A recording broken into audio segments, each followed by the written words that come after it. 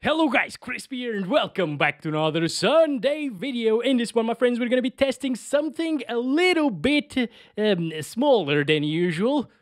So this is, of course, the i3-2120 in 2022. It released back in 2011. That's a lot of 20s, holy crap.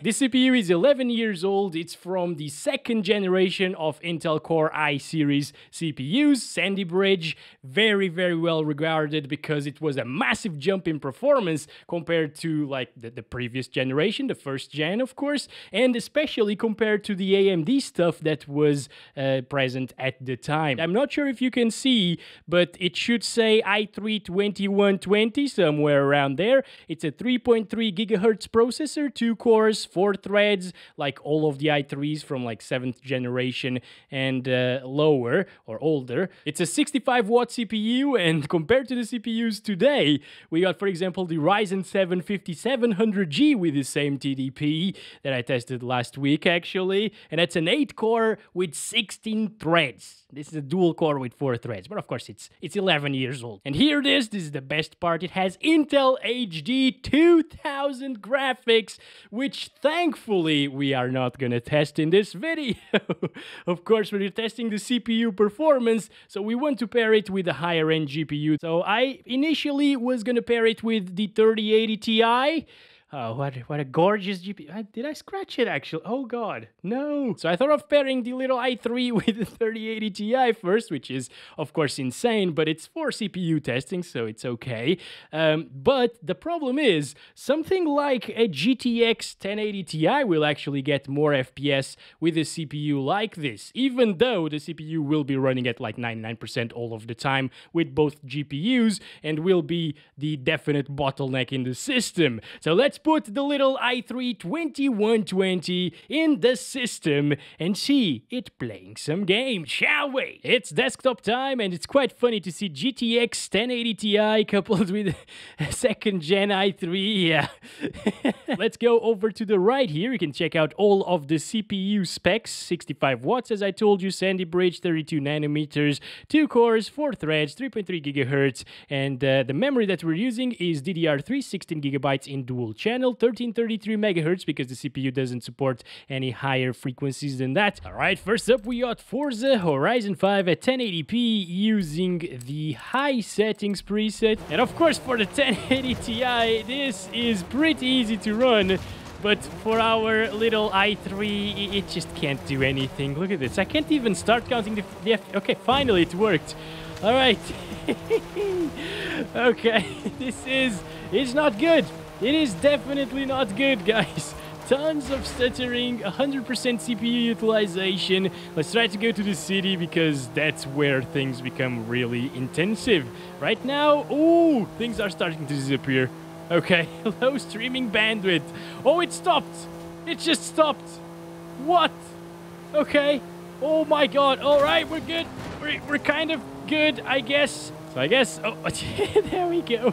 It just stops for a second there. It's good that you can still turn the mouse around and see your surroundings while things load. Kind of interesting behavior, you know? All right, we gotta go this way now. Oh, boy. Okay, approaching the big city. It's loading there. Look at that. Oh, no. Of course.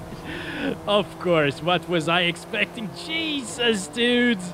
That's insane. Okay, guys. Okay, so I just want to know, if I lock it to 30 frames per second, will it be playable? Because, for example, in GTA 5 with Celeron CPUs, if you unlock the frame rate, it will be just like this. Things will just start appearing out of nowhere and not load properly. But then if you lock to 30, it will be okay. Apparently here, it's still not okay. Although CPU usage is not maxed out, we are, well, sometimes it is, and we are still in the hyper-threading. Yeah, maybe it gets rid of those loading issues, but it still stutters like hell. Not very enjoyable whatsoever. Alright, CSGO 1080p, very low settings, because it's a competitive title, and let's do this.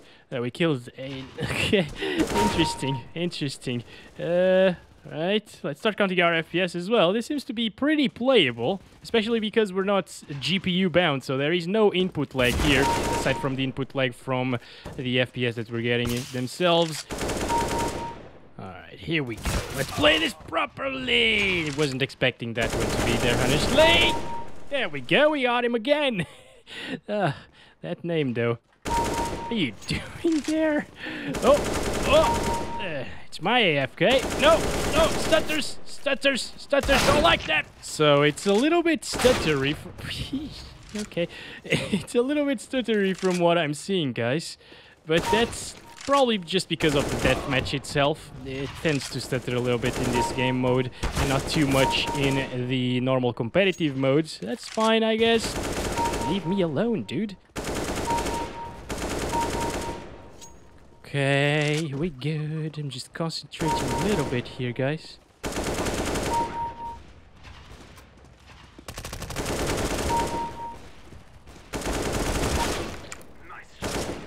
No. Bad strafe there. Come on. Okay, that was really messy. Even though the FPS are not really that high for a high refresh rate experience in this one, you can still play the game and enjoy it just fine and reach a higher level if you really want that. So yeah, Cyberpunk 2077 is next 1080p resolution using the low settings with high textures. Over on the gameplay tab, I set the crowd density to low, and this is it. Let's go. Okay, 100% CPU usage as expected. Hey, oh my god. This is a pretty intensive area for the CPU to render, by the way. It's very CPU intensive. Even CPUs like the Ryzen 5 3600, for example, do drop from 60 frames per second in this particular area right here. So yeah, it's no wonder that the i3 is not enough for this. Bob, get over here, Bob. What? Oh, I'm stuck here. God. Traps that Bob sets for us. Okay, it stays below 30 frames per second. It actually drops into the teens at times. Very, very bad experience. Obviously, can't drive like this. Nobody will buy Cyberpunk with an i3 2nd gen, I believe. I mean, at least get an i5, which is in the CPU minimum requirements, I think. Yeah, this is... it's terrible, basically. GTA 5, look at those FPS. This is really good. This is why I say that you don't need a beefy CPU or GPU to play this game. So let's go through the settings. 1080p resolution using mostly high settings. These three are set to the minimum because they are more CPU intensive. And yeah, advanced graphics are all turned off as usual. Let's get out of here. Will we spot some things disappearing out of the screen here? I'm not sure because CPU usage is at 100% there.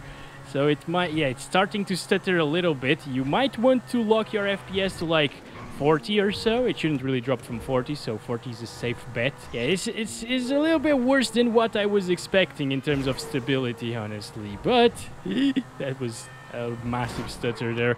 There is a workaround, as I told you. Just locking the FPS will make it buttery smooth. Actually, should we do that, guys? So we can't really lock it to 40, but we can lock it to half VSync, which is 30 FPS because we're running 60 Hertz there. And now it should be pretty damn playable and smooth, and the CPU utilization shouldn't go up to 100%. Let's go here. Try not to hit anybody as usual. 30 FPS. Yeah, it is playable though. You just gotta get used to it. Little paint job there at the top of the car, very nice.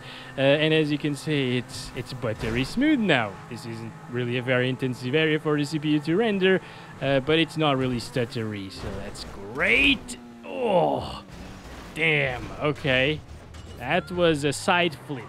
Very common trick that you do here in GTA 5. I do it every time almost. I'm a pro at it. Jack, oh, it's Jacqueline there. We went too fast there. Here he is. Bob is dead, and nobody cares about it because Bob is a bad person. Okay, we always kill Bob because he cheats in CSGO every time, and you all know that cheaters, they deserve that treatment. And to top that off, he actually cheated with Jacqueline on Jack. But Jacqueline cheated with him on Jack. Yes, anyways, it's smooth as you can see, it doesn't stutter anymore, so definitely recommend you to lock your FPS in this game, especially if you're driving at high speeds. Alright, Call of Duty Warzone, we're playing in this map. I didn't even notice, but okay. Damn it, okay, it's obviously not gonna be playable. Can I even jump? Okay, thank you. Should I show you the settings, or will you guys believe me? It's at 1080p, lowest settings possible, basically. So, yeah, no need to struggle through the menus in this one. Oh, they're hunting for me, actually. I know there's a guy there, but I just can't move. I just can't move. This is impossible, guys. All right. Oh, we got one. We got one. I don't care. It was from behind, but I don't care, guys. Yeah, it's terrible. Maybe it's gonna get better the second time around. Look at that, guys. Another kill. Yeah, it doesn't get much better, honestly. It stops so many times. Okay, yeah.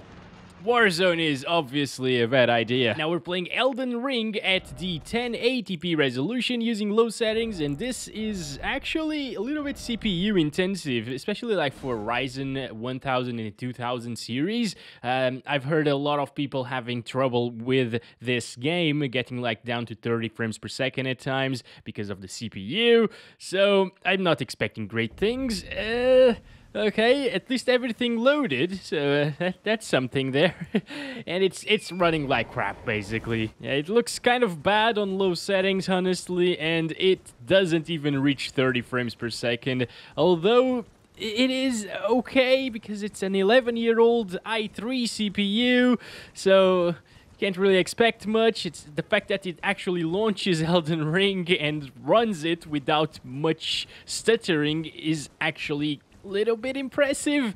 But yeah, nobody should play like this, obviously. You should upgrade to like the i7-2600 if you have this CPU and if you plan on playing Elden Ring, because that CPU will actually play it a little bit fine. I think at least my 3770K did without an overclock, so the 2600 shouldn't be that far off.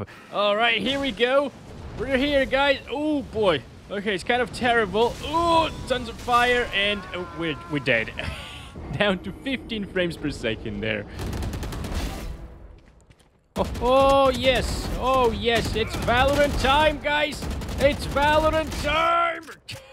Okay, so we're playing at 1080p using low settings here, and it seems like it is gonna be pretty playable. Stutters a little bit, so 1% lows aren't really that good, honestly. I thought it was gonna be better here, but it is quite stuttery, as you can see. Maybe it's just in deathmatch because there are more people playing here, and in competitive it should smooth out a little bit, but I don't know, guys. Whew. How did I... Damn, dude, they're so good. It's always a pain to play this game, even with good FPS, guys, because I just get wrecked. Dead. What the hell was that a headshot? The stutter actually helped me there. Interesting. No, you don't. Well, I guess it could be worse. Valorant is a somewhat recent title. And, well, the fact that it runs above 60 FPS on average on an 11-year-old CPU, it's okay, right? And it used to struggle more here in these old CPUs, but they actually optimized it after a few patches, and yeah, now it actually runs pretty well. I guess like an i5-2400, for example, or the 2320 that I have, will do a good job here in Valorant, probably. No. Okay. No. Okay, we got it. Oh, boy. There's another one. There we go. Okay, we still got that one.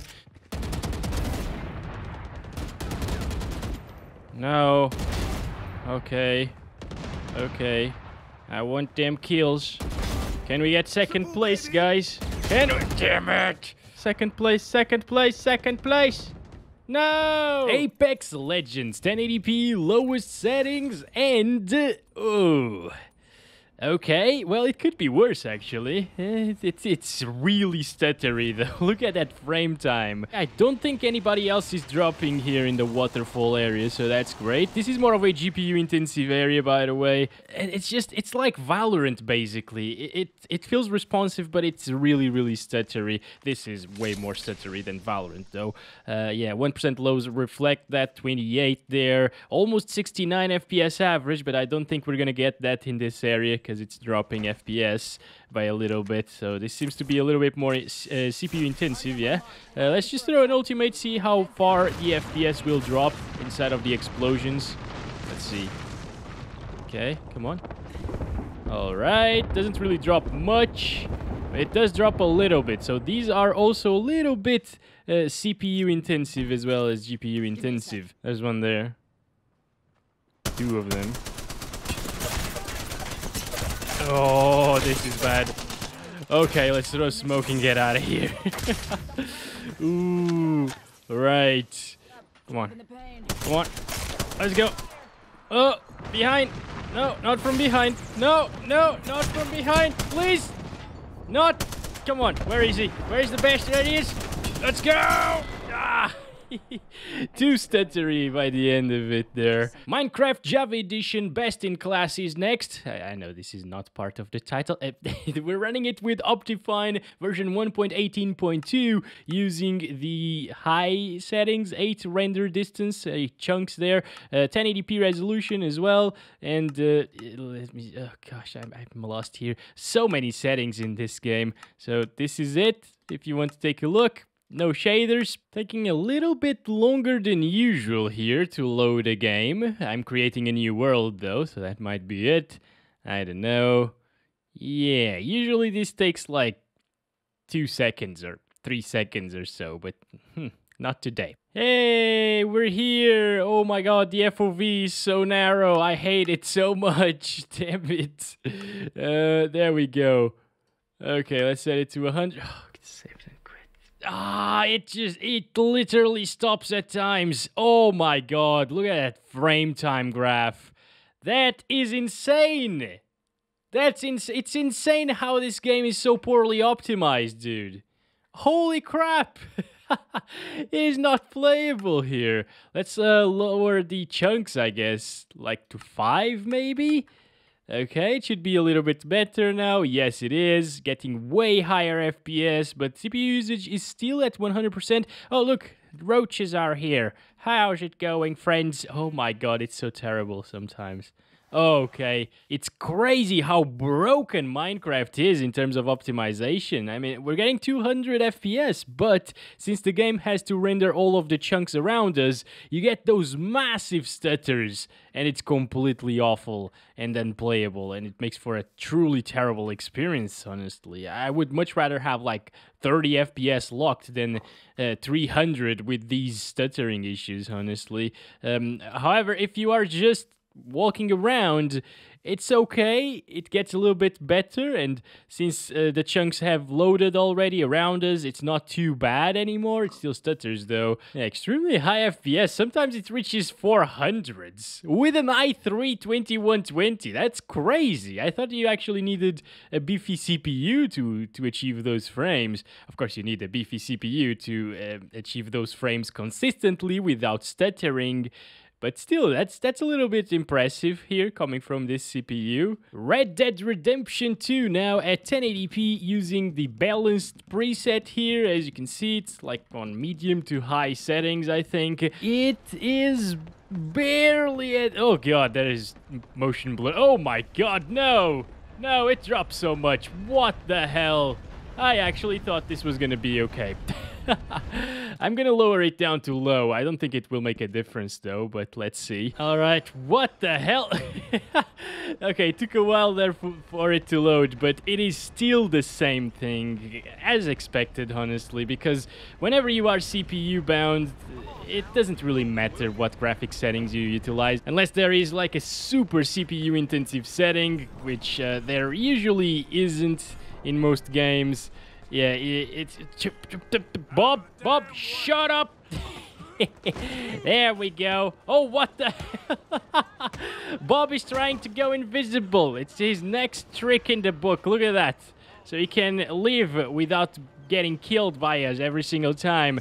Yeah, it won't happen, Bob. So it's the one and only Stutter Night. Look at this crap. Oh my gosh. Okay, so let's go over the settings first. We're playing... Can I? Okay, the 1080p resolution, low settings, performance mode, and I have it capped to 120, but it doesn't matter because it won't reach 120 anyways. Okay, so looking at the entire city of Tilted Towers, it is extremely rough here. Yup, not good, but at least it I was gonna say at least it's not stuttering as much, but hey, well, the 1% lows tell everything, right? The CPU isn't even maxed out most of the time and it stutters. It even stutters on my Ryzen 9 5900X and 3080 Ti combo, so why wouldn't it stutter here? Alright. Okay, I hear somebody. Oh, we're screwed. Okay, wait a second. We got a machine gun. Come on. Get over here. I don't want to play this game anyway, so you can kill me, buddy. But you're not. Oh! We killed each other. Well, let's try another one, because usually the second time around it stutters a little bit less. Now, I consider this to be a playable experience. Before, it was totally broken and unplayable. I couldn't really do anything. Well, I killed the guy, but he also killed me. And now, I mean, now it is actually decent, aside from these... What is that? What the heck just happened? Okay, that just dropped our 1% lows like crazy there. 10 FPS now. We can drive the tank. That's nice. Okay. Let's cause some mayhem, I guess. And yeah, 1% lows are going to hell, basically. Come on. How did that not take any HP off of him? What the hell? Buddy? Buddy? Coming for you, buddy. What? This is hard, guys. This is harder than it looks. Okay, there we go. We got one. Nice. Good job. Can we take this whole building down? Oh. Yes, we can. Look at that. Oh, there was a guy there. Okay. Hello. Where are you? There he is. Okay. Oh, it's a Jedi. Okay. Okay, that's bad. That's bad. So he's gonna explode the tank and kill us. But hey guys, that was actually decent. It still stutters a lot. It's still Stutter Night, of course. I tried. Battlefield 5 is next, 1080p resolution. Let's turn all of these things off and motion blur. What the heck? Low settings, 64-player server. It is extremely rough on a dual core, of course, even with 4 threads. And it shows. It is dropping from 30 FPS sometimes. If you play it in games like with 32 players or 28 players, something like that, you could possibly actually have a great experience here with an i3 like this, but it's a little bit too rough in the 64-player servers. And of course, Battlefield 2042, just forget about it. What the hell was that? It stopped. 2042 isn't even playable with quad cores with 8 threads, like the i7s of this generation. And I mean this generation, the second generation that we're testing, not this generation, like 12th gen, which is out right now. That said, I am still playing the game and killing some enemies and stuff sometimes. Camping bastards. Oh, you're actually gonna help me there. What? Okay, thank you very much, dude. Alright. No! No! Almost got him. Yeah, the 1% lows are by far the worst that we've ever seen today. 1 FPS. Maybe Warzone was actually worse than this. Yeah, this is definitely more playable than Warzone. Warzone was just... It was more stutter than game, you know? Still got one. See, I can still play it. It's just kind of bad. Really bad. Finally, we got PUBG at 1080p, lows or very low settings actually.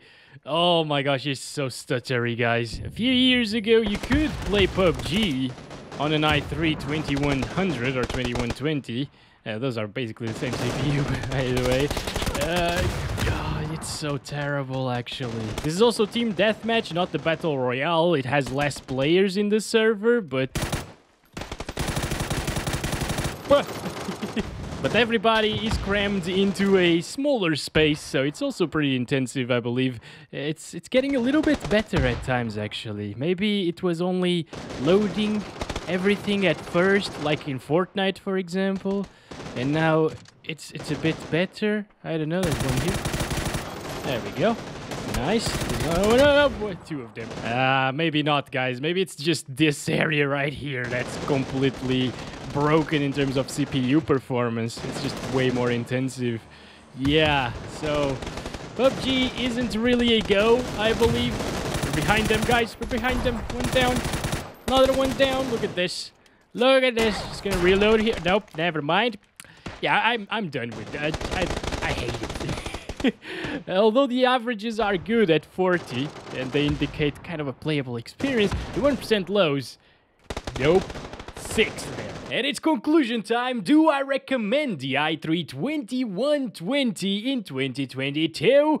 I definitely don't recommend it, or any other i3 from the 2nd generation or 3rd generation, for example, because those perform pretty close to each other, actually. And if you have an i3 2nd generation, you should definitely upgrade it to like an i7, or at least, I mean, the i5, it still has 4 threads, so definitely go for the i7 2600, or upgrade the entire platform to something like 12th generation i3 or even 10th generation i3. That will be a massive upgrade. You're gonna enjoy the games much better that way. Of course, there are still a lot of more games that you can play on an i3 2nd generation. These were just kind of recent titles and popular ones as well. So if you're into these, no, don't play these games, okay? Don't install them. But if you're into like Dota 2, League of Legends, even like CSGO, for example, I think it does a good job in those particular titles, or older games as well. So overall, it wasn't really horrible, but it was pretty bad. And that's been it for this video. Don't forget to like and subscribe if you haven't already. Leave a comment down below. It's always appreciated. And as always, stay crispy and stay safe. I love you all. Bye-bye.